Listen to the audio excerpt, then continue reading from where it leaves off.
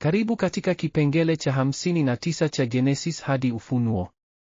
Leo tunachunguza mojawapo ya hadithi zenye mafunzo makubwa zaidi katika safari ya jangwani, hadithi ya Miriam na Haruni walipomlalamikia Musa. Katika Hesabu sura ya 12, tunaona jinsi hata viongozi wazuri wanavyoweza kuanguka katika mtego wa kiburi na wivu. Lakini tunaona pia huruma ya ajabu ya Mungu katika hukumu na uponyaji. Hebu tufungue macho ya roho tuone kile Mungu anatufundisha kupitia tukio hili. Hesabu 12:1-3 inasema, Miriam na Haruni walimlalamikia Musa kwa sababu ya mke wake Mkushi aliyemoa, kwa maana alikuwa amemoa mke Mkushi. Wakasema, je, Bwana ameongea na Musa tu? Je, hakuongea nasi pia?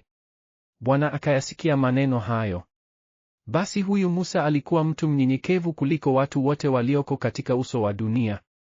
Hadithi hii inaanza na lalamiko, lakini sababu ya kweli ni wivu wa cheo. Mungu alitikisa haraka na kuwaita wote watatu mbele zake. Kuna maelezo muhimu tunayokosa mara nyingi. Kwanza, jina la Miriam linakuja kwanza, akionyesha kuwa yeye ndiye aliyeongoza mashtaka haya. Alikuwa kiongozi wa maombi na nabii, lakini sasa anatumia cheo chake vibaya. Pili, Biblia inasema Musa alikuwa mnyenyekevu kuliko watu wote duniani. Hii si udhaifu, ni nguvu ya kweli. Tatu, Mungu anamuita Musa mtumishi wangu, cheo maalum kinachomtofautisha na manabii wengine. Mungu aliwaita wote watatu nje ya hema na akasema, sikilizeni maneno yangu, ikiwa nabii yuko miongoni mwenu, mimi Bwana hujidhihirisha kwake katika maono, naongea naye katika ndoto. Si hivyo kwa mtumishi wangu Musa, yeye ni mwaminifu katika nyumba yangu yote. Naongea naye uso kwa uso, waziwazi, wala si kwa mafumbo.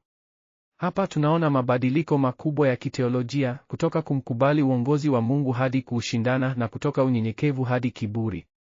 Wanyamapori walishuhudia tukio hili kwa mshangao na huzuni. Naona wingu la Bwana linaondoka. Kitu gani kimetiwa? Amani imevunjika hapa. Nimeshuhudia mambo mengi kutoka juu, lakini haya ni ya kushangaza. Miriam, kiongozi mkuu wa maombi, sasa ana ukoma.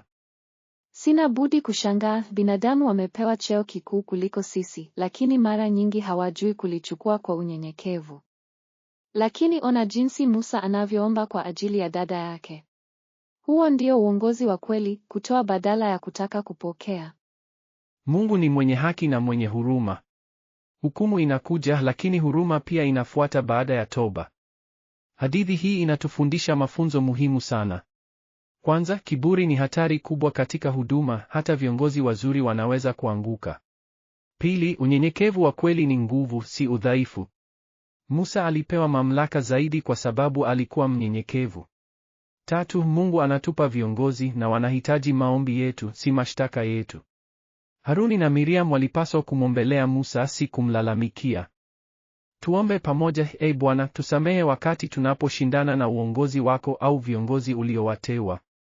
Utupe unyenyekevu wa kweli kama Musa na moyo wa kuomba kwa viongozi wetu badala ya kuwashtaki.